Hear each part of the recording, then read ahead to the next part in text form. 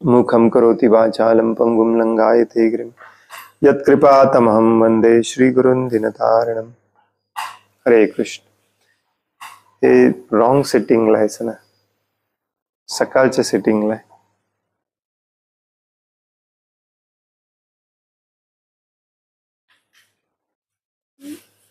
Brightest one.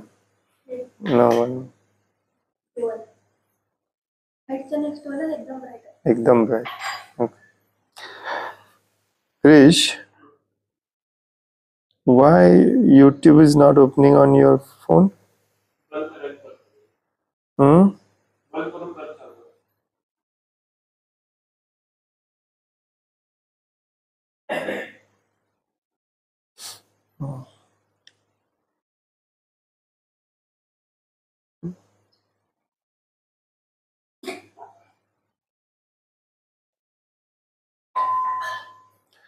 हरे कृष्ण. श्रीमद भगवद गीता जशी आहे तशी, भाषांतर आणि तात्पर्य कृष्ण कृपा श्रीमूर्ती श्री श्रीमद AC भक्तिवेदांत स्वामी प्रभुपाद यांच्याद्वारे आपण वाचत आहोत. अध्याय 18 मोक्ष संन्यास योग. गीतेचा निष्कर्ष, त्यागाची पूर्णता. आणि आज आपण वाचणार आहोत श्लोक नंबर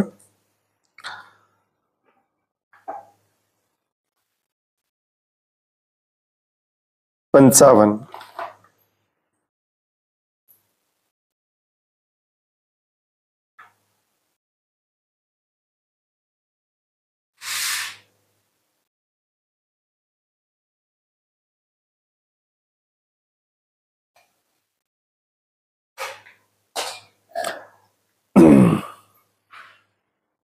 पंचावन का 56?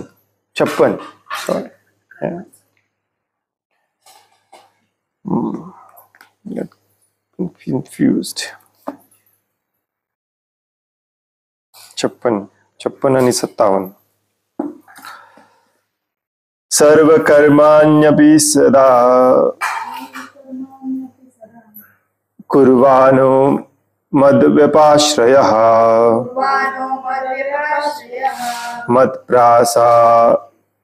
मत्प्रसादाद् वाप्नोति शाश्वतं पदमव्ययम्. सर्वकर्माण्यपि सदा कुर्वाणो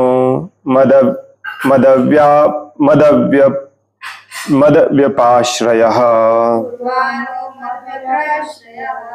मत्प्रसादाद् वाप्नोति शाश्वतं पदमव्ययम्. सर्वकर्माण्यपि सदा कुर्वाणो मद्व्यपाश्रयः मत्प्रसादाद् वाप्नोति शाश्वतं पदमव्ययम्. सर्व कर्माणि कर्मे अपि जरी सदा सदैव कुर्वाण करीत असताना मद्व्यपाश्रयः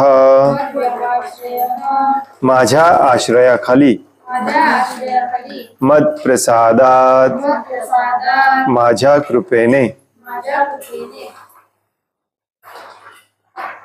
अवाप्नोति प्राप्त करतो शाश्वतम शाश्वत पदम धाम अव्ययम अविनाशी.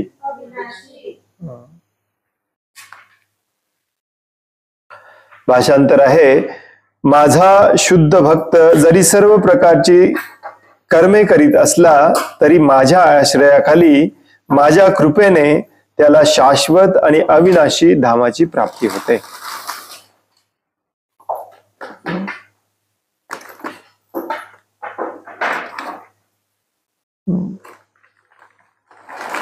ब्रह्मभूत अवस्थेला कसं जायचं सांगितलं.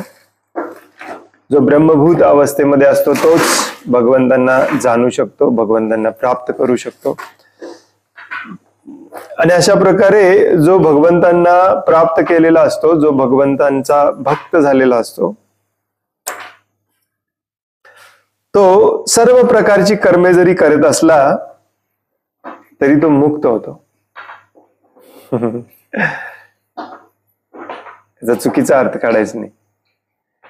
भगवद्गीतेमध्ये 1000 वेळा ऑलरेडी सांगितलेलं आहे की जो माझा प्रिय भक्त असतो तो कर्म सगळं माझ्यासाठीच करत असतो. त्यालाच कृष्ण भावना भवित कर्म म्हटलं जातं, त्यालाच अकर्म म्हटलं जातं, जे तुम्हाला बांधून ठेवत नाही. त्यामुळे या श्लोकामध्ये सांगतात की माझा शुद्ध भक्त जरी सर्व प्रकारची कर्म करीत असला, याचा अर्थ काही पण करत असला असं नव्हे. तो कर्मच असं करतो, बाहेरच्या व्यक्तीला असं वाटेल की तो कर्मी कर्म करतोय. बऱ्याचदा मी उदाहरणं दिली. एक भक्त पण बाजारामध्ये काहीतरी आणायला जातो आणि एक कर्मी माणूस पण बाजारामध्ये काहीतरी आणायला जातो, परंतु त्याच्या मागचा भाव हा वेगळा असतो. कर्म एक समानच दिसतं. बरेच लोक म्हणू शकतात की भगवान श्रीकृष्णांचे तुम्ही भक्त आहात, पण तुम्ही जर आमच्यासारखेच काम करता, आमच्यासारखेच दिसता, आमच्यासारखेच खाता पिता उठता, तीच कामं करता. येस, परंतु भाव वेगळा असतो. बघ नाही, अर्जुनाने 2ऱ्या अध्यायामध्ये भगवान श्रीकृष्णांना विचारलेलं की तुमचा जो भक्त असतो असा तुमच्यासाठी कर्म करणारा मुक्त झालेला, त्याची लक्षणं काय असतात. तो उठतो कसा, बसतो कसा, बोलतो कसा. तो भगवान श्रीकृष्णांनी उठतो बसतो बोलतो सांगितलं नाही, कसं सांगितलं, त्याचे भाव काय असतात सांगितलं. तो पूर्णपणे भौतिक जगातून अनासक्त झालेला असतो, फक्त माझ्यासाठीच कर्म करतो. तर याचा चुकीचा अर्थ काढायचा नाही. काय आहे श्लोक, माझा शुद्ध भक्त जरी सर्व प्रकारची कर्मे करीत असताना दिसत असला तरी माझ्या आश्रयाखाली, तो भगवंतांच्या आश्रयाखाली असतो. माझ्या कृपेने त्याला शाश्वत आणि अविनाशी धामाची प्राप्ती होते. दोन्ही शब्द महत्वाचे आहेत, माझ्या आश्रयाखाली आणि माझ्या कृपेने.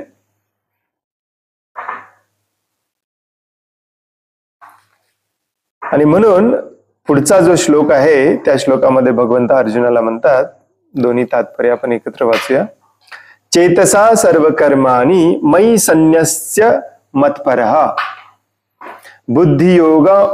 बुद्धियोगम उपाश्रित्य मच्चित्त सततं भव.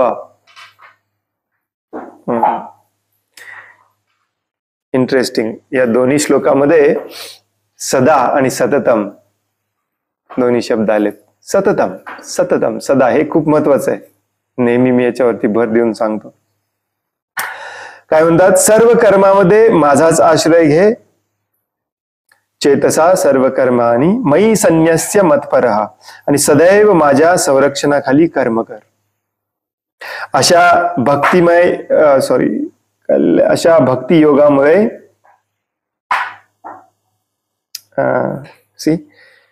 अशा भक्तिमय सेवेमध्ये, भक्ती योग दिलेला नाहीये इंग्लिशमध्ये, अशा भक्तिमय सेवेमध्ये पूर्णतया माझ्या भावनेने युक्त हो. मच्चित्त सततं भव, पूर्णपणे. तर हे अर्जुनाला फायनल इन्स्ट्रक्शन सुरू आहेत. मी काल जसं सांगितलं, संपूर्ण भगवद्गीतेचं ज्ञान दिल्यानंतर हे फायनल इन्स्ट्रक्शन अर्जुनाला चाललेत की मी तुला आता कर्म सांगितलं, कर्माचं सगळं गणित सांगितलं, तर शेवटचं ऑलरेडी मी तुला हे पण सांगितलंय बऱ्याच वेळेला, 7व्या अध्यायामध्ये, 5व्या अध्यायामध्ये, 3ऱ्या अध्यायामध्ये, की कर्म हे माझ्यासाठी केलं पाहिजे, नसेल तर ते तुला बांधून ठेवतं. आणि म्हणून इथं सांगतात भगवंत की माझा जो भक्त असतो, शुद्ध भक्त, प्रभुपाद आणखीन एकदा इथे शब्द वापरतात, शुद्ध भक्त. माझा शुद्ध भक्त जरी सर्व प्रकारची कर्मे करीत असला तरी तो माझ्या आश्रयाखाली असतो. त्याची कामं कदाचित लोकांना वाटतील की हा आपल्यासारखंच करतो, परंतु तो नाही. तो पूर्णपणे माझ्यामध्ये स्थित असतो, माझ्यासाठी कर्म करत असतो, माझ्या कृपेने तो माझ्या धामाची प्राप्ती करतो. म्हणून हे अर्जुन, माझा आश्रय घे, माझ्या संरक्षणावर खाली कर्म कर माझ्यासाठी, आणि अशा प्रकारे माझी भक्तिमय सेवा कर, पूर्णपणे माझ्या भावनेमध्ये युक्त हो. हेच आपल्या सगळ्यांना भगवद्गीतेचा अंतिम आदेश आहे. इथून पुढचे सगळे श्लोक हे याच याच अर्थाचे असणार आहेत 66व्या श्लोकापर्यंत. प्रभुपाद कसं समजावून सांगतात आपल्याला, तात्पर्य शिल प्रभुपादांद्वारे, मद व्यपाश्रय म्हणजे भगवंतांच्या आश्रयाखाली. सिंपल, ज्याला संस्कृत येतं त्याला पण कळतं. मद म्हणजे माझ्या, जो व्यक्ती तिथे म्हणतोय बोलतोय तो माझ्या आश्रयाखाली. भौतिक कल्मशांतून मुक्त होण्यासाठी शुद्ध भक्त भगवंतांच्या किंवा भगवंतांच्या प्रतिनिधीच्या अर्थात आध्यात्मिक गुरुच्या मार्गदर्शनाखाली कर्म करतो. त्यालाच आश्रय म्हटलं जातं. एखादा व्यक्ती, आजकाल आपली जरा प्रत्येक शब्दाचीच अर्थ आपण बदलून टाकलेत, परंतु आश्रय या शब्दाचा अर्थ काय असतो? जेव्हा एखादा व्यक्ती आश्रयाखाली असतो त्याचे जास्त डिमांड्स नसतात. माझ्या आश्रयाखाली कुणी असेल तर मी जसं सांगतो तसं त्यांनी वागलं पाहिजे. नॉर्मल जीवनामध्ये देखील आपण एखाद्या राजकारण्याचा आश्रय घेतो, एखाद्या श्रीमंत माणसाचा आश्रय घेतो, बॉसचा आश्रय घेतो, त्यांचं ऐकावं लागतं. त्या आश्रयामध्येच प्रोटेक्शन पण असतं. भगवंत ऑलरेडी सांगितलं, या आश्रयामध्येच प्रोटेक्शन पण आहे, आणि त्या प्रोटेक्शनसाठी देखील आपल्याला ऐकावं लागतं. ते जे सांगतील ते ऐकावं लागतं. बऱ्याचदा भगवंतांच्या आश्रयाखाली राहायचा प्रयत्न करतोय, भगवंतांचा आश्रय मिळाला तर खूप चांगलं होईल असं आपण म्हणतो प्रार्थनेमध्ये, पण तो भगवंत सगळ्यांनाच आश्रय द्यायला तयारच आहेत, बसलेलेच आहेत. आपण तयार नाही. कारण आश्रय म्हणजे आपल्याला सगळं भगवंतांचं आहे तसं न बदलता ऐकावं लागतं. इथे प्रॉब्लेम आहे. फॉर एक्झाम्पल, उदाहरणार्थ, लहान मुलं आई वडिलांच्या आश्रयाखाली असतात, बरोबर आहे ना? लहान मुलांना फ्रीडम नसते, मनमानी करता येत नाही. आई वडील ते सांगतील ते करायला लागतं. आणि आई वडील जे सांगतील ते केले तरच ते आश्रयाखाली राहू शकतात, आणि तरच त्यांचं संरक्षण पण होतं. असेल तर लहान मुलगा म्हणू शकत नाही, तुम्ही सांगताय म्हणून काय झालं, मी रस्ता क्रॉस करणार, सोडा माझा हात. ते ऐकावं पण लागतं, आज्ञाधारक बनावं लागतं, सबमिसिव्ह असावं लागतं. हा खरा अर्थ आहे भगवंतांचा आश्रय घेणे म्हणजे. परंतु आपल्याला लहानपणापासून एवढंच शिकवलंय की भगवंतांचा आश्रय घेणे म्हणजे भगवंतांच्या समोर जाऊन बसणे आणि आपल्या सगळ्या ऑर्डर देणे. मला हे पाहिजे, मला ते पाहिजे, मला असं पाहिजे, मला तसं पाहिजे. कसले भगवान तुम्ही,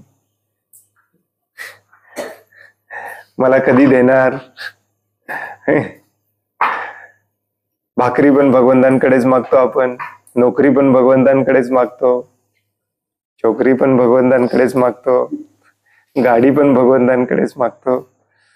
प्रभुपाद म्हणायचे, भगवंत तुमचे ऑर्डर सप्लायर नाही आहेत की तुम्ही येऊन ऑर्डर द्यायची मंदिरामध्ये आणि ते सप्लाय करणार. ऍक्च्युली सगळं तेच सप्लाय करतात, परंतु त्याच्यासाठी भक्त बनायचं नसतं, त्याला भक्त म्हणत नाही. ती आपली भौतिक कल्पना. परत मला पाहिजे म्हणून मला पाहिजे ते मला हे देतात म्हणून माझे हे भगवंत आहे. ज्या दिवशी द्यायचं बंद करतील तेव्हा भगवंत नसणार. आश्रय घेणे म्हणजे काय, तर त्याच्यासाठी थोडंफार ज्ञान पाहिजे आपल्याला, जे भगवद्गीतेचा मुख्य विषय आहे. ज्ञान कशाचं ज्ञान? कशाचं ज्ञान? आपण इथे अडकलोय या भौतिक जगामध्ये याचं ज्ञान. आपण हे शरीर नाहीच आहे याचं ज्ञान. या भौतिक जगाशी आपला संबंध नाहीच आहे, तो फक्त या शरीरामुळे आलेला आहे, आणि मी शरीर नाहीच आहे याचं ज्ञान. मग मी आहे कोण? मग मी कुठे गेलं पाहिजे? मला काय केलं पाहिजे याचं ज्ञान, भगवान कोण आहेत, माझा संबंध काय आहे. आणि हे ज्ञान घेतल्यानंतर आपल्याला लक्षात येतं की ऍक्च्युली आपल्याला भगवंतांकडून काहीच नको आहे. कारण जे काही भगवंत देतात ते भगवंतच देतात, आणि जरी त्यांनी दिलं तर ते अडकून ठेवायचंच काम आहे इथे. त्यामुळे जो बुद्धिमान व्यक्ती असतो तो मागायचं बंद करतो आणि तो शरण जातो. तो म्हणतो की तुम्ही सांगा मी तुमच्यासाठी काय करू. त्याला प्रेम म्हणतात. भगवंतांसाठी काही करायची गरज नाही, ते तुमच्यापेक्षा अनंत पटीने पॉवरफुल आहेत. परंतु हे भाव आपल्यामध्ये आणणे हा एकमेव उद्देश आहे भक्तीचा.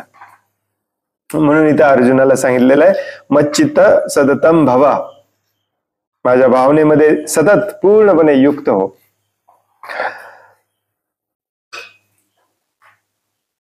त्यामुळे एखाद्या सेवकाप्रमाणेच मनुष्याने पूर्णपणे भगवंतांच्या मार्गदर्शनानुसार कर्म केले पाहिजे. भौतिक कल्मशातून मुक्त होण्यासाठी शुद्ध भक्त भौतिक कल्मशापासून मुक्त होण्यासाठी शुद्ध भक्त, पण भौतिक कल्मशातून मुक्त झाल्याशिवाय शुद्धच होत नाही तो. To be free from material contamination, a pure devotee acts under the direction of the Supreme Lord or his representative, the spiritual master.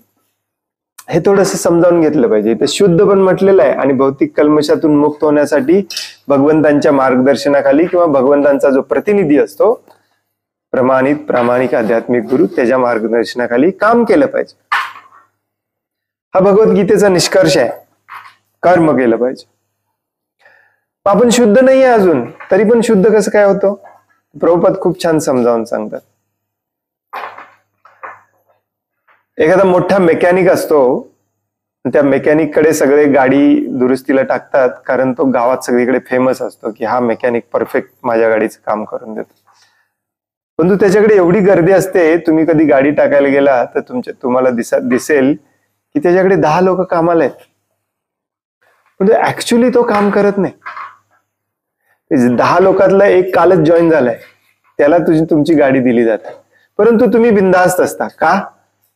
कारण तो जो परफेक्ट मेकॅनिक आहे त्याच्या मार्गदर्शनाखाली हा काम करणार आहे. प्रभुपाद त्यामुळे सांगतात आपल्याला, जेव्हा आपण भगवंतांच्या किंवा परफेक्ट अशा आचार्यांच्या मार्गदर्शनाखाली काम करतो, तेव्हा आपण जरी शुद्ध नसलो तरी आपली सगळी कर्म आपोआप शुद्ध होतात. प्रभुपाद ऑफकोर्स प्रभुपाद विनम्रतेने म्हणायचे की माझी काहीच पात्रता नाहीये, मी फक्त माझ्या गुरुनी जसं सांगितलंय तसं करतोय, बस. मेकॅनिकच्या हाताखाली काम करायचं, मी काम करतो, तसंच आपल्याला पण करायचंय. आणि अशा प्रकारे जेव्हा भगवंत सांगतात, पण भगवंत आपल्या समोर नाही आहेत. अर्जुना इतके आपण भाग्यवान नाही की भगवंत डायरेक्टली आपल्याला सांगतील असं कर. आणि म्हणून भगवंत आपल्याला श्रील प्रभुपादांसारखे शुद्ध आचार्य पाठवतात.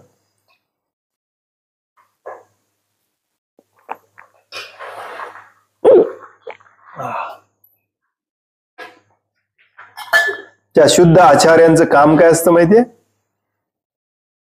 भगवद्गीतेमध्ये भगवंतांनी जे करायला सांगितलंय जसं आहे तसं सांगणे. भगवद्गीता जशी आहे तशी सांगणे. जो भगवद्गीताला बदलण्याचा प्रयत्न करतो, भगवद्गीतेतला उपदेश आदेश चेंज करायचा प्रयत्न करतो, तो खोटा असतो, खोटा आचार्य असतो, खोटा गुरु असतो. जर म्हणून भगवंतांच्या शुद्ध प्रतिनिधीच्या मार्गदर्शनाखाली जर आपण काम केलं, आपण आपोआप भगवंतांच्या आश्रयाखाली जातो. ही शुद्धता ठरवायची कशी? भगवद्गीतेमध्ये जे वाक्य आहे ते आहे तसं आपल्याला सांगितलं पाहिजे, त्याला विनाकारण बदलत बसायचं नाही. शुद्ध भक्तासाठी कालमर्यादेचे बंधन नसते. तो सदैव केवळ भगवंतांच्या मार्गदर्शनाखाली कर्म करण्यात संलग्न झालेला असतो. म्हणून मी मगाशी म्हटलं, या श्लोकामध्ये पण सांगितलेलं आहे सदैव सदा, पुढच्या श्लोकात पण सांगितलेलं आहे सततम सदा.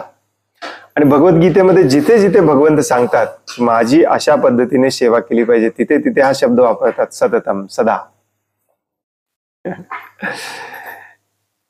हे आपल्यासारख्या भारतातल्या लोकांना हे लवकर पटायचं खूप अवघड काम आहे, कारण आपल्याला लहानपणापासून सांगितलंय सततम काय करायचं. सकाळ दुपार संध्याकाळ 3 वेळा जावा तुम्ही मंदिरामध्ये, मला काही प्रॉब्लेम नाही, पण कायमच तिथे जाऊन बसायचं नाही.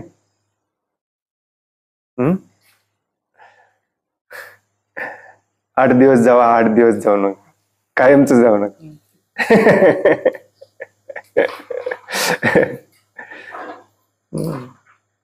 आपल्याला हेच शिकवलं जातं लहानपणापासून. काही काही आई वडील तर सांगतात कशाला मंदिरात आत जातोस, बाहेरनं पाया पडलास तर काय पोचत नाही भगवंतांना, काम कर आपली आपली घराचं पहिल्यांदा बघ. भगवंतांनी तसं सांगितलेलं नाही आहे भगवद्गीतेमध्ये. सततम सदैव माझ्या भावनेमध्ये असला पाहिजे, सदैव माझ्यासाठी काम करत असलं पाहिजे. याप्रमाणे जो भक्त कृष्ण भावनेमध्ये अशा रीतीने संलग्न झालेला असतो त्याच्याविषयी भगवंत अत्यंत दयाळू असतात. कितीही संकटे असली तरी ते शेवटी त्याला दिव्य धामाची अर्थात कृष्ण लोकाची प्राप्ती होते. त्याचा कृष्ण लोकामधील प्रवेश निश्चित असतो, यात काहीच संदेह नाही. त्या परमधामामध्ये परिवर्तनाचा प्रश्नच उद्भवत नाही, तेथील सर्व काही सच्चिदानंदमय असते. आता हे तुम्हाला भगवद्गीतेमध्ये कुठेही आढळणार नाही की तुम्ही ही संस्था जॉईन करा किंवा या गुरुला शरण जावा म्हणजे तुमचं भगवद्धामामध्ये येणे फिक्स आहे. भगवद्गीतेमध्ये तुम्हाला काय आढळेल? तुमचा भाव, तुमचं हृदय शुद्ध असणे, स्वच्छ असणे, तुमचा भाव हा पूर्णपणे भगवंतामध्ये मच्चित्त मदगत प्राण कंटिन्युअसली भगवंतांमध्ये असणे, हे क्वालिफिकेशन आहे, ही पात्रता आहे. उगी कुठली संस्था जॉईन केली किंवा कुठला संप्रदाय जॉईन केला म्हणून आपण भगवद्धामात लगेच जात नाही, हो की नाही? अशा प्रकारे आपण कर्म केलं पाहिजे. म्हणून भगवद्गीता पूर्ण वाचेपर्यंत आपल्याला लक्षात येत नाही, परंतु 18व्या अध्यायामध्ये मात्र भगवंत कर्माशिवाय दुसरं काही बोलतच नाही. कर्मावरती दोन अध्याय ऑलरेडी आहेत, 3रा 5वा, पण तो आपण विसरून जातो कारण आपल्याला करायचं नाही, हो नाही? म्हणून 18व्या अध्यायात परत एकदा कर्म करणे गरजेचं आहे माझ्यासाठी. सतत सदैव काय करायचं मला विचारा. मी तुम्हाला दिसत नसेल तर माझ्या प्रतिनिधीला विचारा, त्याचं मार्गदर्शन घ्या, ट्रेनिंग घ्या, परंतु हे सतत केलं पाहिजे. हे एकच क्वालिफिकेशन आहे, एकच पात्रता आहे. आणि भगवंत इथे हा त्या वचन देणाऱ्यातला एक श्लोक आहे. वचन देतात, तो माझ्याकडे येतो, माझी कृपा असते त्याच्यावर. आणि भगवंतांची कृपा झाल्याशिवाय आपण काही प्राप्त करू शकत नाही. भगवंतांची किंवा भगवंतांच्या प्रतिनिधीची. यस्य प्रसादात भगवत प्रसाद, आध्यात्मिक गुरु आचार्याची. आणि म्हणून मग भगवंत अर्जुनाला म्हणतात की सगळ्या कर्मामध्ये माझा आश्रय घे. म्हणजे काय? सगळ्या कर्मामध्ये माझा आश्रय घे म्हणजे कुठलंही काम करायचं असेल मला विचारून कर की मी त्याच्याने संतुष्ट होईन का, नसेल तर करू नको. सदैव माझ्या संरक्षणाखाली कर्म कर. त्यालाच मी मगाशी समजावून सांगितलं, आश्रय जिथे आश्रय असतो तिथे संरक्षणासाठीच आपण आश्रय घेतलेला असतो. कसलं संरक्षण? शरीरापासून संरक्षण नाही देणार भगवंत. बऱ्याच मूर्ख लोकांची मूर्ख कल्पना असते, भगवंत कशाला शरीरापासून संरक्षण देतील. भगवंत आपल्याला कशाचं संरक्षण देतात? प्रभुपाद आता आपण वाचलं, त्या परमधामामध्ये जिथे सगळं काही सच्चिदानंदमय आहे तिथे त्याचा प्रवेश निश्चित असतो, यात काहीही संदेह नाही. हे याच वचन देतात. ह्याला म्हणायचं संरक्षण. फुल गॅरंटी. आणि शुद्ध भक्तालाही फुल गॅरंटी वरती फुल विश्वास असतो. जसं सुनीतीला विश्वास होता. आपल्या 5 वर्षाच्या मुलाला त्याने जंगलामध्ये एकटं पाठवलं का? कारण तिला पूर्ण विश्वास होता. म्हणून तिचा शास्त्रामध्ये तिचा उल्लेख केला जातो शुद्ध भक्त म्हणून. प्रल्हाद महाराजांना फुल विश्वास होता. प्रल्हाद महाराजांना नरसिंहदेवाने विचारलं, काय पाहिजे तुला, माग काय पाहिजे ते. प्रल्हाद महाराज म्हणले, कशाला, काहीच नको आहे मला, कारण या भौतिक जगातलं काहीच टिकूनच राहत नाही. तुम्ही आत्ताच दाखवून दिलं, सगळं काही एका क्षणात तुम्ही काढून घेऊ शकता, कशाला काय मागू मी. भगवंतांची सेवा आणि भगवंतांची सेवा आणि भगवंतांची सेवा, दुसरं काहीच मागितलं नसलं पाहिजे. अशा प्रकारे माझा आश्रय घे, माझ्या संरक्षणाखाली कर्म कर आणि भक्तिमय सेवेमध्ये पूर्णपणे माझ्या भावनेमध्ये युक्त हो.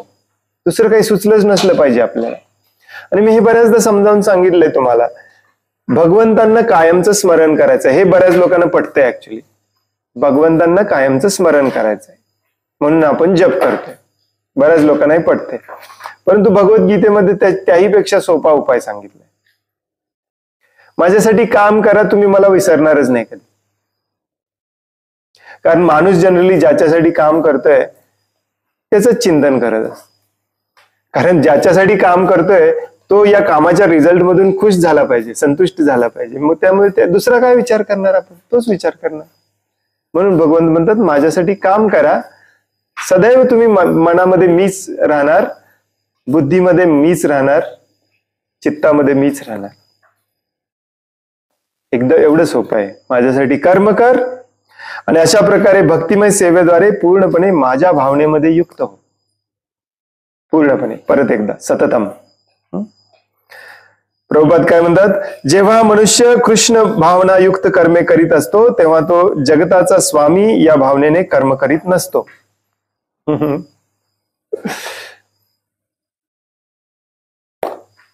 आता हे कॉमन सेन्स आहे ऍक्च्युली, परंतु हे आपल्याला सांगावं लागतं कारण आपल्याला लहानपणापासून ट्रेनिंगच त्याचं दिलेलं आहे, विशेष करून आपल्याला भारतातल्या लोकांना, हिंदू लोकांना. तुम्ही भगवंतांचं काम पण करणार आणि स्वतःसाठी पण करणार असं कधी होत नाही. तुम्ही पण भगवंत होणार बाहेर जाऊन. आज दुपारी मी एक व्हिडिओ बघत होते, एक बोगस स्वामी, त्याची स्टाईल, हेअरस्टाईल वगैरे होती. आजकाल हेअरस्टाईल वाले पण स्वामी व्हायला लागले.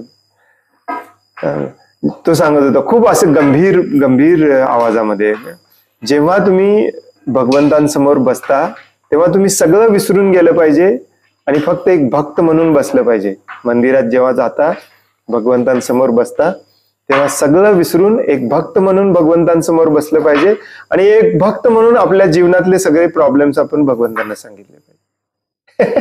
मला वाटलं खूप काहीतरी सिरियस सांगायला लागलं. आणि मग भगवंत ते ऐकून घेतात आणि तुमच्या सगळ्या प्रॉब्लेम्स मध्ये तुम्हाला मदत करतात. हे आपल्याला, तुम्ही विचार करा, आपल्याला लहानपणापासून काय शिकवलंय? एक्झॅक्टली हेच शिकवलंय, हो की नाही? कुणालाही विचारा तुम्ही, हिंदू धर्मातल्या कुठल्याही घरामध्ये जाऊन, एक्झॅक्टली हेच शिकवलं जातं सगळ्यांना. धर्म म्हणजे काय? भगवंतांसमोर जाऊन बसणे आणि आपले सगळे प्रॉब्लेम सांगणे, म्हणजे ते आपल्याला मदत करतात. बाहेर येणे, आपापल्या इंद्रिय तृप्तीमध्ये लागणे. मग ह्या देवाने, भगवंतांनी नाही ऐकलं तर त्या देवाकडे जावा, त्या देवाने नाही ऐकलं त्या देवाकडे जावा, हेच करतोय आपण. प्रभुपादांना असं वाक्य खरं बघितलं तर हे वाक्य लिहायची गरज नव्हती, परंतु तरी लिहावं लागतं कारण आपण अशा याच भ्रमामध्ये आहोत. अजूनही आपल्यातले बरेच जण ह्याच भ्रमामध्ये. भगवद्गीता 10 वेळा वाचली तरी त्याच भ्रमामध्ये. इतकी स्ट्रॉंग ही इंद्रिय तृप्तीची इच्छा असते. काय म्हणतात श्रील प्रभुपाद, जेव्हा मनुष्य कृष्ण भावनायुक्त कर्मे करीत असतो तेव्हा तो जगताचा स्वामी या भावनेने कर्म करीत नसतो. हे दोन्ही एकाच वेळी असूच शकत नाही. कारण भगवद्गीतेमध्ये मी भगवंतांना तिन्ही लोकांचा स्वामी मानलेला आहे, सर्व लोक महेश्वरम. त्यामुळे मी परत स्वामी होण्यासाठी कर्म कशाला करू? जेव्हा मी भगवंतांसाठी कर्म करतो ते भगवंतांच्या संतुष्टीसाठीच केलं पाहिजे, दुसरे कुठला भाव नसलाच पाहिजे त्याच्यामध्ये. दुसरे सगळे भाव शून्य होतात, झालेच पाहिजेत. अन्याभिलाषिता शून्यम. त्यालाच खऱ्या अर्थाने उत्तम भक्ती म्हटलं जातं. एखाद्या सेवकाप्रमाणे मनुष्याने पूर्णपणे भगवंतांच्या मार्गदर्शनानुसार कर्म केले पाहिजे. सेवकाचा धर्म काय असतो? परिचार्यात, जे मालक सांगतील ते करणे.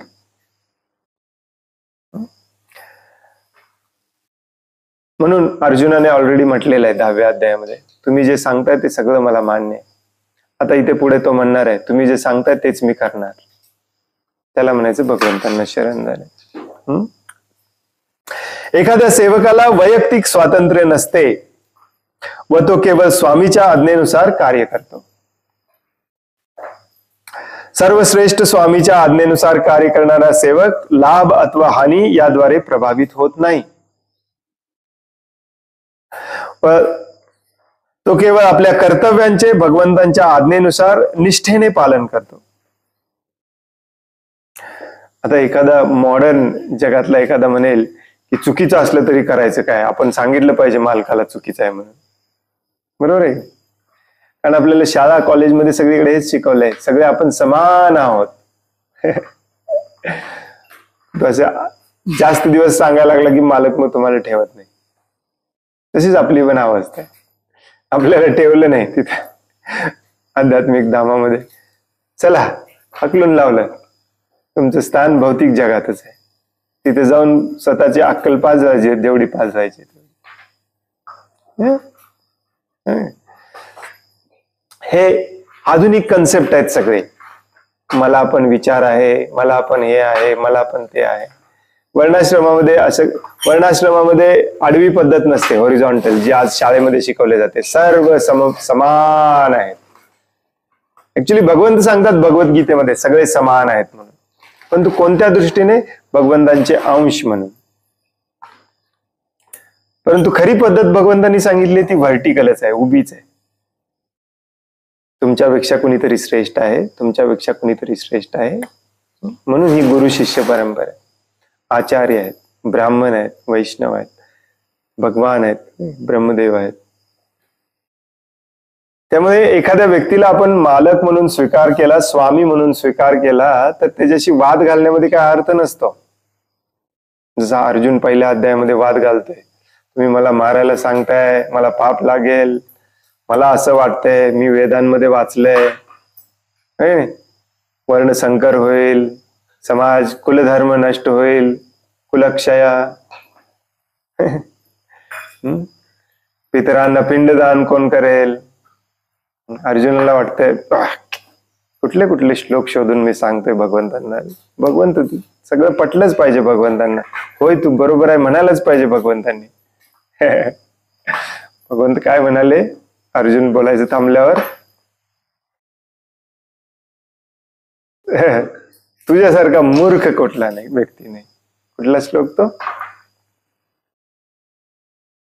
अशोचान वशोचस्व प्रज्ञावादांश भ्रास्यसी. प्रज्ञा म्हणजे तू खूप हुशार असल्यासारखं बोलतोयस, पण तुझ्या हुशारीला काही अर्थ नाही. म्हणतोस मला शरण आलंय म्हणून, नाही त्या श्लोकानंतर शरण गेला बघ अर्जुन, त्या तोपर्यंत गेला नाही. मूर्ख बदमाश म्हटल्यावर मग शरण गेला. सॉरी सांगा मला काय करायचं. आपण पण या अवस्थेला आलं पाहिजे. मला असं वाटतंय, मला तसं वाटतंय, मी असं करतो, मी तसं करतो, मला सांगा काय केलं पाहिजे. हे विचारलं पाहिजे भगवंतांना, आपल्या आध्यात्मिक गुरूंना, आचार्यांना, हो की नाही? म्हणून प्रभुपाद हे उदाहरण देऊन सांगतात, तो केवळ आपल्या कर्तव्यांचे भगवंतांच्या आज्ञेनुसार निष्ठेने पालन करतो. आता एखादा मनुष्य तर्कवाद करील की साक्षात श्रीकृष्णांच्या मार्गदर्शनाखाली अर्जुन कर्म करीत होता, परंतु जेव्हा श्रीकृष्णांची अनुपस्थिती असते, जसं आपल्या बाबतीत आहे, तेव्हा मनुष्याने कसे कर्म करावे? ठीक आहे, भगवद्गीता मला समजली, भगवान श्रीकृष्ण म्हणतात मी सांगेल तसं कर, पण माझ्याकडे भगवंत नाही आहेत सांगायला, मला भेटत पण नाही आहेत, खूप दिवस झालं शोधतोय मी. वा, पूर्णपणे शुद्ध झाल्याशिवाय भगवंत दिसत नाही, भेटत नाही. तोपर्यंत आपल्याला आपल्या आचार्यांकडूनच उपदेश घ्यावे लागतात, त्यांनाच स्वामी म्हणावं लागतं, त्यांनाच म्हणावं लागतं मी माझी अक्कल पाजवायची आता बंद करणार, तुम्ही सांगा मला काय करायचं. आणि म्हणून हे जेवढे जेवढे माझ्या आपल्या क्लासमध्ये तुम्ही बऱ्याचदा ऐकलं असेल, ज्या ज्या लोकांना वाटतंय की मला प्रभुपादांपेक्षा जास्त ज्ञान आहे, त्यांच्या इतके मूर्ख कुणी नाही. आपण ऍक्च्युली त्यांची पुस्तकं घेऊन व्यासाच्या नावावर बसतो प्रसिद्धी मिळवायला आणि वर म्हणतो त्यांना प्रभुपादांना काही कळत नाही, मी सांगतो ते ऐका. प्रभुपादांनी जे सांगितलंय ते आहे तसं तुम्ही करायला तयार झाला, it's as good as same आहे भगवंतांनी सांगितल्याप्रमाणे. आजपर्यंत आपण प्रत्येक वाक्य आणि वाक्य प्रभुपादांचं वाचतो, त्याच्यावरती चर्चा करतो. कुठे तुम्हाला प्रभुपादांच्या कुठल्या वाक्यामध्ये असं वाटलं की भगवान श्रीकृष्ण एक वेगळं सांगतायत आणि प्रभुपाद एक वेगळं सांगतायत? वाटलं कधी असं आपल्याला? म्हणून त्यांना आपण स्वामी म्हटलं पाहिजे, भगवंतां समान म्हटलं पाहिजे. यस्य देवे पराभक्ते तथा गुरु, भगवंतां समान मानलं पाहिजे. पण तो आजकालचे बरेच गुरु तुम्हाला सांगतील हे नाही असं करू नका, मी सांगतोय असं करा. हे बरेच जण तुम्ही विचारता का नाही प्रभूजी ओळखायचं कसं काय, असं ओळखायचं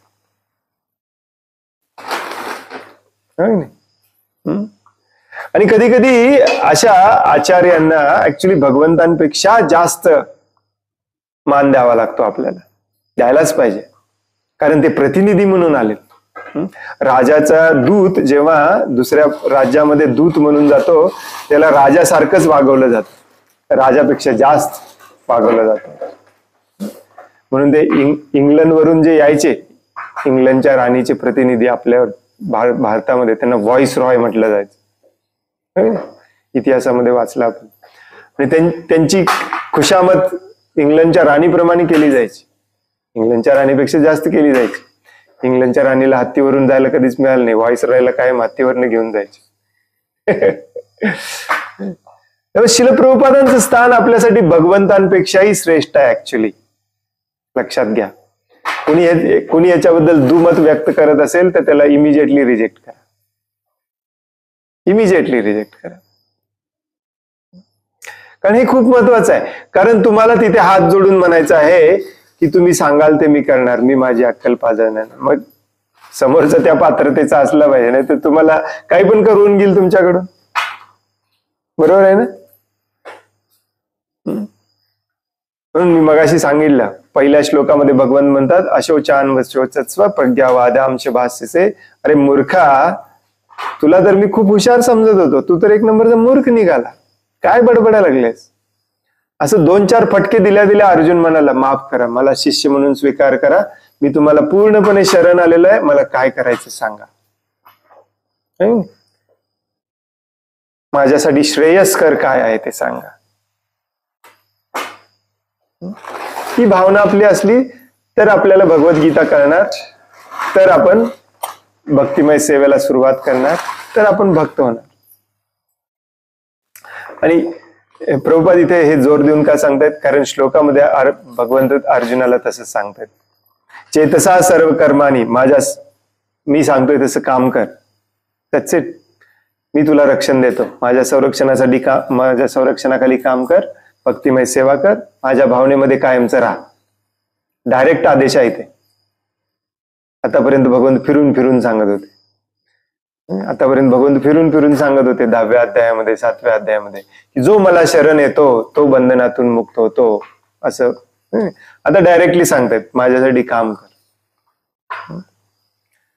आपल्यासाठी पण तेच आहे, आपल्यासाठी पण तोच उपदेश आहे.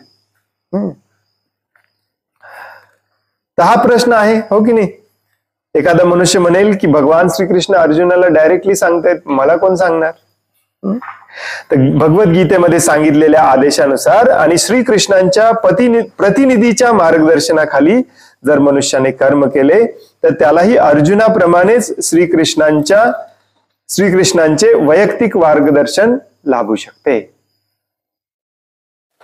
कारण तो जो दूत असतो राजाचा, तो राजाचा मेसेज घेऊन आलेला असतो, तो स्वतःच्या तोंडाने काही सांगत नाही.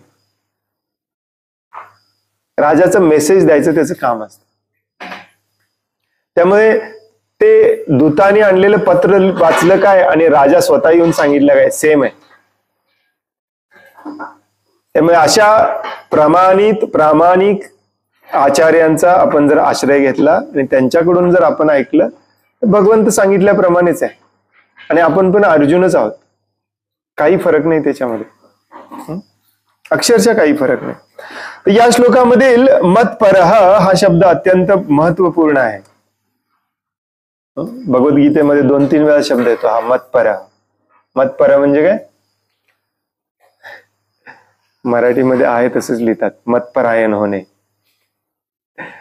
म्हणजे काय? माझ्या भावनेमध्ये कायमचं राहणे, मतपरह. सदैव माझं स्मरण करणे, बस. हा शब्द दर्शवतो की भगवान श्रीकृष्णांच्या संतुष्टीकरिता कृष्ण भावना भवित होऊन कर्म केल्या वाचून मनुष्याला दुसरे कोणतेही ध्येय जीवनात असू शकत नाही. वाव.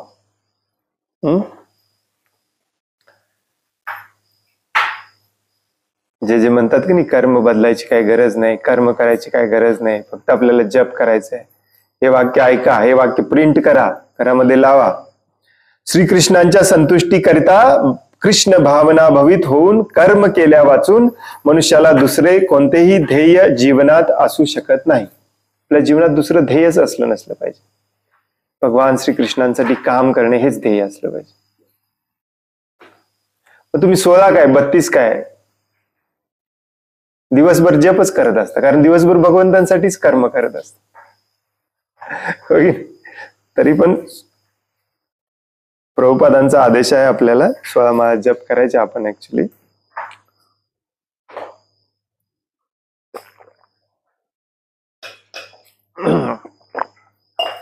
परंतु भक्तीचा जीवनाचा उद्देश आहे भगवंतांचं स्मरण कायमचं असलं पाहिजे आपल्याला 24 तास. ते जर अचीव करायचं असेल, ते जर मिळवायचं असेल तर भगवंतांसाठी काम केलंच पाहिजे. त्याच्याशिवाय भगवंत तुमच्या चित्तात, ब्रेन मध्ये, बुद्धीमध्ये राहणार नाही. बघा ट्राय करून तुम्ही वाटल्यास. अशा प्रकारचे कर्म करतेवेळी केवळ कृष्ण चिंतन केले पाहिजे आणि ते आपोआपच होतं, कारण कामच त्यांच्यासाठी करायचं आपल्याला. म्हणून मी काल सांगत होतो की आहे ते काम करून त्याचं फळ भगवंतांना द्या, हे पण सांगितलंय, परंतु ती दुय्यम दर्जाची भक्ती आहे, खालची भक्ती आहे.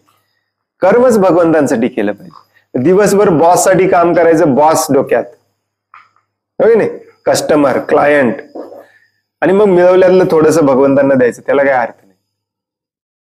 यस, ते चांगलं आहे त्या स्थितीतून बाहेर पडायची बुद्धी त्यातून मिळत जाते हळूहळू. ऍक्च्युली भगवंतांसाठीच सगळं अर्पण केलं पाहिजे, सगळं भगवंतांसाठीच केलं पाहिजे. आपण असा विचार केला पाहिजे की श्रीकृष्णांनी मला या विशिष्ट कर्तव्याचे पालन करण्याकरिता नियुक्त केले आहे.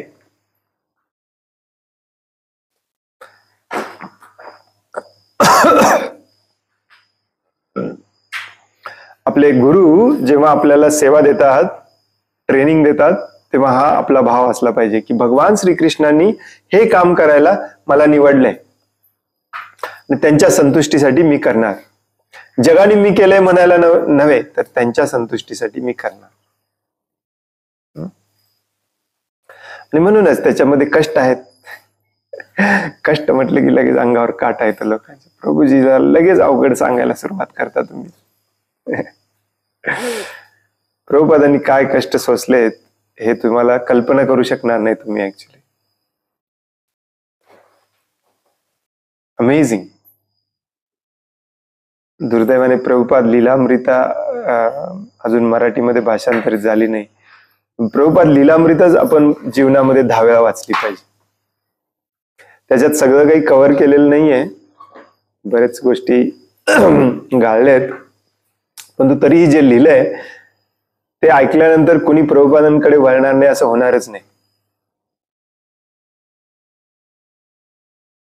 प्रभुपाद म्हणाले, माझ्या गुरूंनी मला सांगितलं हे करायला, भगवंतांनी सांगितलंय, मला केलंच पाहिजे.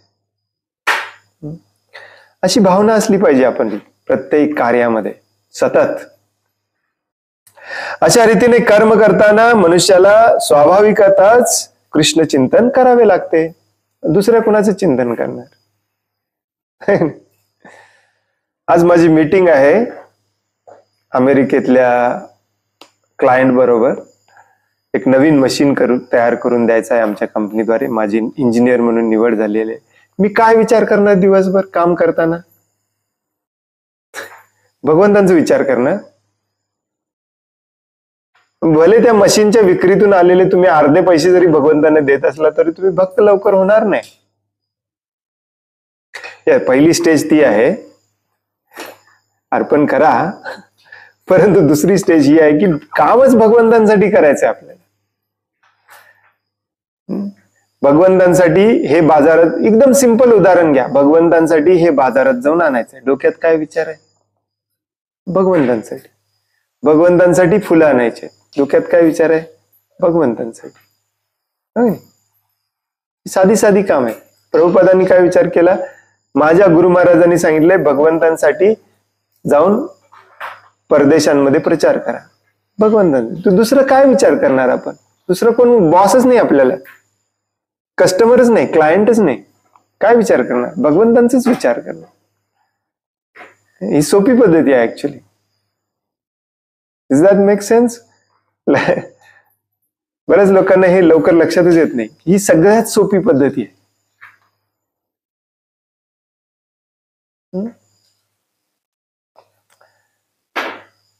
आज आपण काम करतो आपल्या कुटुंबियांसाठी, बरोबर? किती वेळ आपल्या कुटुंबियांसोबत असतो आपण? सगळे लोक म्हणतात मी माझ्या कुटुंबासाठी काम करतो. सकाळचा 1 तास कुटुंबाच्या सोबत असते, तेव्हा पण बायको लवकर नोकरीला जाते, नवरा लवकर नोकरीला जातो. मुलं, प्रभूजी उठायच्या आधीच मुलं शाळेला गेलेले असतात. कुणाच्या घरात बरं? मुलं कधी भेटायचीच नाहीत प्रभूजींना. फरकाट. आणि वर आपण म्हणतो आम्ही माझ्या कुटुंबासाठी काम करतोय. म्हणून हे प्रभुपाद म्हणतात हे जे सगळं शहरी जीवन आहे, हे आधुनिक जीवन आहे, आपण सगळी टॉपसी टर्वी उलट पुलट करून ठेवलेलं आहे. सगळं उलट पुलट करून ठेवलं.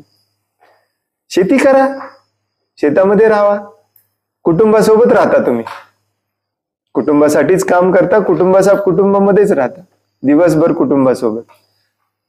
तुम्हाला आता लीव टाकून रजा घेऊन जावं लागतं कुटुंबासोबत 4 दिवस काढायला. आणि परत आल्यानंतर आहेच 6 महिने. त्याचं तोंड बघायचं नाही, त्याचं तोंड बघायचं नाही, फक्त बॉसचं तोंड बघायचं दिवसभर.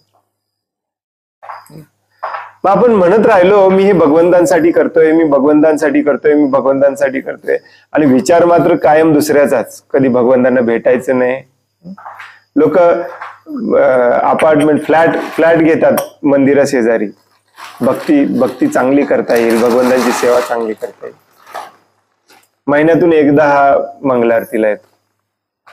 काय उपयोग आहे? कारण आपलं जीवन बदलल्याशिवाय हे बदल होतच नाही. बऱ्याच लोकांना हे पटत नाही की कर्म बदलायचंय. मग काय बदलायचंय? काय बदललं तुम्ही भगवंतांसाठी? काय बदललं? थोडंफार भगवंतांवरती कृपा करण्यासाठी 16 माळा जप करायला लागला, 4 नियमांचं पालन करायला लागलं.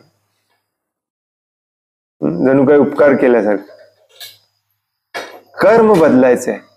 कर्म जोपर्यंत बदलत नाही तोपर्यंत प्रगती होत नाही. आणि हे जप, ही साधना, हे कर्म बदलायच्या स्टेजला येण्यासाठी ही कळकळीची विनंती असते भगवंतांना, त्याच्यासाठी करायची असते. प्रभुपाद किती छान समजावून सांगतात बघा. अशा रीतीने कर्म करताना मनुष्याला स्वाभाविकताच कृष्ण चिंतन करावे लागते. आणि काय करणार? हीच परिपूर्ण कृष्ण भावना होय. परफेक्ट. परिपूर्ण म्हणजे परफेक्ट. तथापि मनुष्याने ध्यानात ठेवले पाहिजे की लहरी खातीर त्याने वाटेल तसे कर्म करून त्याचे फळ भगवंतांना अर्पण करू नये. There you go. बऱ्याच जणांना वाटते मी माझ्या मनाचंच सांगतोय. प्रभुपाद कधी असं लिहिलेच नाही. प्रभुपादांनी किती ठिकाणी लिहिलंय करायचं ते करावं. अंडरलाईन करा, हे लक्षात ठेवा. कुठं आहे 18.57. प्रभुपाद आपल्या लेक्चरमध्ये खूप वेळा सांगतात, ऍक्च्युली भयानक वेळेला सांगतात, काही पण करून त्याचं फळ भगवंतांना दिलेलं चालत नाही. तथापि मनुष्याने ध्यानात ठेवले पाहिजे की लहरी खातर त्याने वाटेल तसे कर्म करून त्याचे फळ भगवंतांना अर्पण करू नये. अशा प्रकारचे कर्म हे कृष्ण भावनाभवित असू शकत नाही. Wow.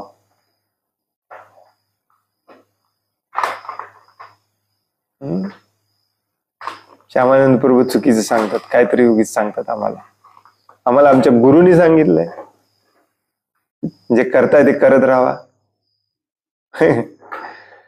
How come it's not possible. भगवद्गीतेच्या कुठल्या ह्याच्यामध्ये बसतंय?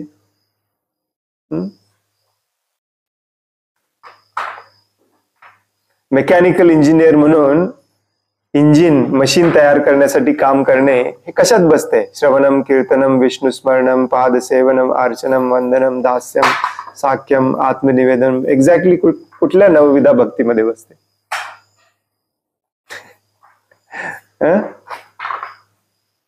आता तुम्ही म्हणाल की शेती करणे, गायींची सेवा करणे कुठल्या नवविधा भक्तीमध्ये बसते?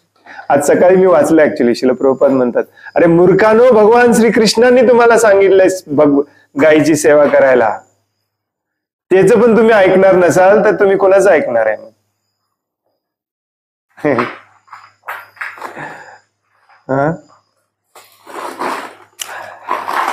अशा प्रकारचे कर्म कृष्ण भावनाभवित असू शकत नाही. या वाक्याला पण अंडरलाईन करा. आणखीन एकदा वाचतो मी. मनुष्याने ध्यानात ठेवले पाहिजे की लहरी खातीर त्याने वाटेल तसे कर्म करून त्याचे फळ भगवंतांना अर्पण करू नये. अशा प्रकारचे कर्म हे कृष्ण भावनाभवित असू शकत नाही. त्याने श्रीकृष्णांच्या आदेशानुसारच कर्म केले पाहिजे. हा अत्यंत महत्वपूर्ण असा मुद्दा आहे. मलाच आश्चर्य वाटायला लागले, मी इतक्या वेळेला वाचले तरी. पहिल्यांदा वाचल्यासारखं वाटायला लागले. कदाचित मी जे सांगतोय तेच मुद्दा प्रभुपाद सांगतात, त्यामुळे मला थोडासा स्वार्थी आनंद होतोय. स्वार्थी आनंद झाला नसला पाहिजे. कारण हेच लोकांना समजत नाही. ऍक्च्युली हेच लोकांना समजत. परवाच्याच एका श्लोकामध्ये प्रभुपादांनी लिहिलं होतं की जे आहे ते करत राहा, त्याचं फळ भगवंतांना अर्पण करा. येस, बरोबर आहे, परंतु त्याचा अर्थ असा नाही की तिथेच राहावा. बरेच लोकांना ते आवडते मग तिथेच राहतात. नाही, हे पण तेवढंच महत्वाचं आहे. तेवढंच नाही, त्याच्याही पेक्षा महत्वाचं आहे. म्हणून प्रभुपाद शेवटचं वाक्य इथे लिहितात, हा अत्यंत महत्वपूर्ण असा मुद्दा आहे. श्रीकृष्णांचा आदेश हा आध्यात्मिक गुरुद्वारे गुरु शिष्य परंपरेतून प्राप्त होतो आणि यासाठीच आध्यात्मिक गुरुची आज्ञा ही शिरोधार्थ मानली पाहिजे. शिरोधार्थ म्हणजे काय? महाराष्ट्रातल्या लोकांना सिनेमातलं वाक्य सांगितलं की लवकर लक्षात येईल, सर आंखों पर. होय नाही? आध्यात्मिक गुरुची आज्ञा ही सर डोक्यावर घेतली पाहिजे आपण. ऍक्च्युली जर मनुष्याला प्रमाणित आध्यात्मिक गुरुची प्राप्ती झाली, प्रमाणित, आणि त्याने जर त्यांच्या आदेशानुसार कर्म केले तर त्याची कृष्ण भावनेतील सिद्धी सुनिश्चित आहे, गॅरंटीड आहे.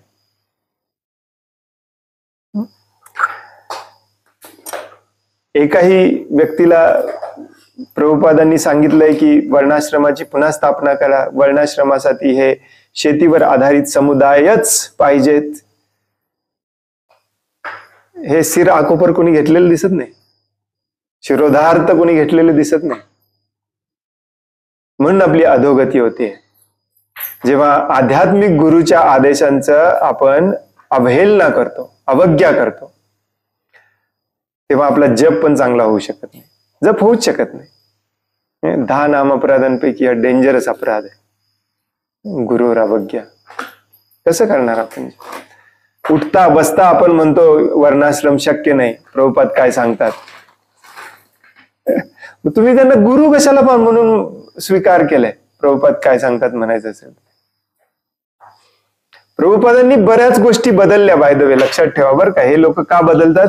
ते म्हणतात की आता आम्ही गुरु झालोय, आम्हाला काही गोष्टी बदलायच्या, देश काल पात्राप्रमाणे आम्हाला थोडासा बदलायचा अधिकार आहे. प्रभुपाद गुरु झाले, परंतु त्यांनी त्यांच्या गुरु महाराजांची एकही गोष्ट बदलली नाही, तत्वज्ञानाची. तुम्ही म्हणाल नाही प्रभूजी 64 माळा जप करायला सांगितलेलं, 16 माळा करायला सांगितलं वगैरे वगैरे. हे प्रॅक्टिकल गोष्टी असतात. 16 माळा कमीत कमी सांगितलं शिला प्रभुपादांनी, आणि आपल्या पुस्तकात सगळीकडे लिहून ठेवतात की दिवसभर जप करायचा आहे, प्रत्येक क्षण भगवंतांचं स्मरण करायचं. पण तो आपल्यासारख्या मूर्खांना जमतच नाही. म्हणलं ठीक आहे, कमीत कमी 16 माळा जप करा. आता आपल्याकडे कुणी नवीन आलेल्याला आपण म्हणतो का 16 माळा जप करा, ठीक आहे तू 2 माळा कर, 1 माळा सुरू तरी कर, म्हणतोच की नाही आपण. प्रभुपादांनी आपल्या गुरुंनी भक्ती सिद्धांत सरस्वती ठाकूरांनी सांगितलेल्या तत्वज्ञानामध्ये एक गोष्टही बदललेली नाही. तुम्ही मला तसं आणून दाखवा, मी तुमचे गुरु मान्य करतो. बदलायचंच नसतं ऍक्च्युली. जो आदेश आहे तो आदेश आहे. प्रभुपादांच्या बऱ्याच गुरुबंधूंनी, बऱ्याच वेगवेगळ्या संप्रदायातल्या प्रभुपादांच्या मित्रबंधूंनी, साधूंनी, सगळ्यांनी प्रभुपादांना सांगितलं की हे शक्य होणार नाही, कुठलं हेसलं काय परदेशात जाऊन भक्तीचा प्रचार विचार करणे डोक्यात घेतलंय तुम्ही. प्रभुपाद म्हटले माझ्या गुरुनी सांगितलंय, याच्यावर पर्यायच नाही, दुसरा पर्याय नसतोच याच्यावरती, माझ्याकडे ऑप्शनच नाही आहे, मला हे केलंच पाहिजे. मग आपल्याला आपल्या आचार्यांनी सांगितलंय वर्णाश्रमाची स्थापना ही केलीच पाहिजे, याच्यावरती ऑप्शन नाही आहे. भले तुम्ही 4 दिवस 4 महिने एका खोलीत बसून त्याच्यावरती चर्चा करा, परंतु दुसरा याच्यावरती ऑप्शन नाही. फक्त एकच ऑप्शन आहे, करायचं कसं. शिरोधार तर कोण घेणार, आणि तसं घेतलं तरच गॅरंटी आहे. जर मनुष्याला प्रमाणित आध्यात्मिक गुरुची प्राप्ती झाली आणि त्याने जर त्यांच्या आदेशानुसार कर्म केले तर त्याची कृष्ण भावनेतील सिद्धी ही सुनिश्चित आहे, गॅरंटीड आहे. नसेल तर नाही. जेव्हा प्रभुपादांचं आणखी एक फेमस वाक्य, मी खूप सारी फेमस वाक्य सांगतो की नाही, तुम्हाला फेमस वाक्य ही ऐकायची असतील तर प्रभुपादांचे लेक्चर ऐका. प्रभुपाद म्हणतात, गुरुपेक्षा आपण शहाणे झालोय असं आपल्या डोक्यात जरी आलं, आपण म्हटलं नाही, डोक्यात जरी आलं आपल्या तिथेच पतन होत आहे.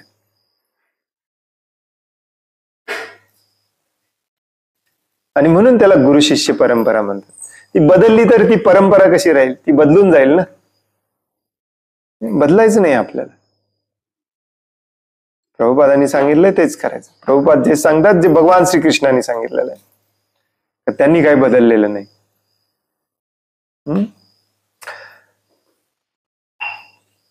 कर्म अशा पद्धतीनं केलं पाहिजे आणि कर्म हे केलंच पाहिजे.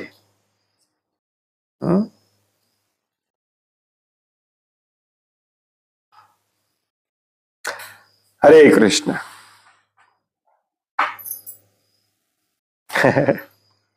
पुढचा श्लोक खूप डेंजरस आहे, पण ऑलरेडी आपण 8 पार केलेला आहे, उद्याच वाचूया. याच्याशीच संबंधित आहे. हरे कृष्ण. कोणाला काही प्रश्न आहे, काही सांगायचं आहे?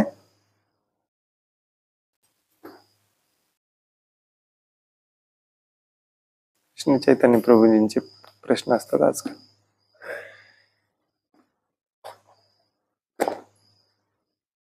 No? Yes, ma'am. Mataji.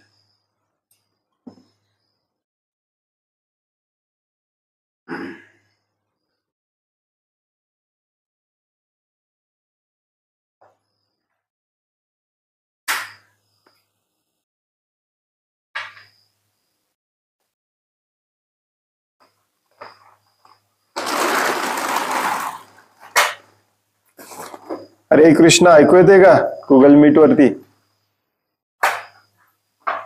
हो, येतंय प्रभू. कुणाचाच काही प्रश्न नाही, म्हणलं काय ऐकायलाच येत नाही. नाही प्रभूजी, तुम्ही सांगितलं सगळं आम्ही गप्पच बसलो. जे कर्माचं तुम्ही सांगितलं ना, गती कृष्ण भावनामुळे होऊन 1 सेकंद म्हणजे करायचं, ते कर्म कसं काय म्हणतात, त्याग म्हणजे हे फळ वगैरे द्यायचं, ते फळ तुम्ही म्हणता आता 100% द्यायचं त्यांच्यासाठीच का आपण येतं ऑफिशियल जे वर्क करतो ऑफिसमध्ये, कॉर्पोरेट मध्ये, ते कसं काय त्यांचं स्मरण करून करायचं? नाही करायचं, करू शकत नाही, ते सोडायचं. हे प्रभुपादांनी सांगितलंय. नाही करू शकत.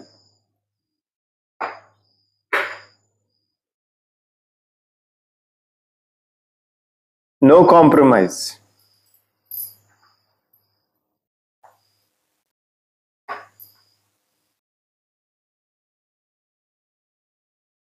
आपल्याला आपल्या इंद्रिय तृप्तीसाठी सगळं काही आपल्याला पाहिजे तेच दिसत असते.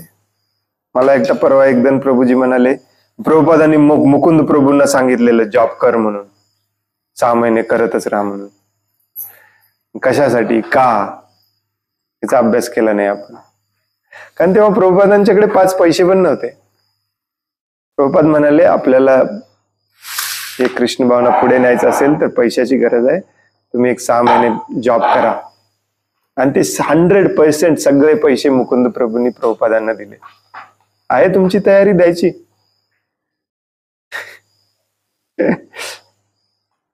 नाही, काही जबाबदाऱ्या असतात ना, ते नाही देऊ शकत. तसं प्रॉब्लेम कौटुंबिक जबाबदारी असल्यामुळे तेवढी म्हणजे हे नाही काय म्हणतात. मग त्याच्यासाठीच प्रभुपादांनी तुमच्या कौटुंबिक लोकांसाठीच प्रभुपादांनी हा प्लॅन दिलेला आहे. शहरी जॉब सोडा, शहरी जीवन सोडा आणि शेतामध्ये येऊन राहा, स्वतःचं अन्न स्वतः पिकवा.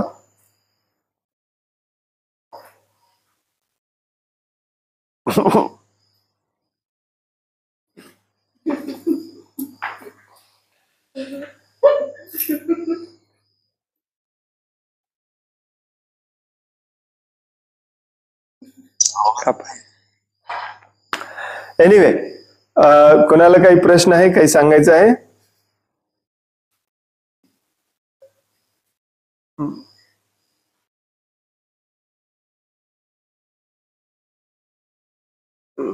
खूप खूप धन्यवाद.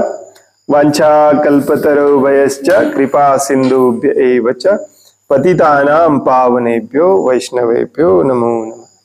अनंत कोटि वैष्णव वृंद की जय. वैष्णव ठाकुर शिल प्रभुपाद की जय. भगवद गीता जशी आहे तशी की जय. हरे कृष्ण. दंडवत प्रणाम.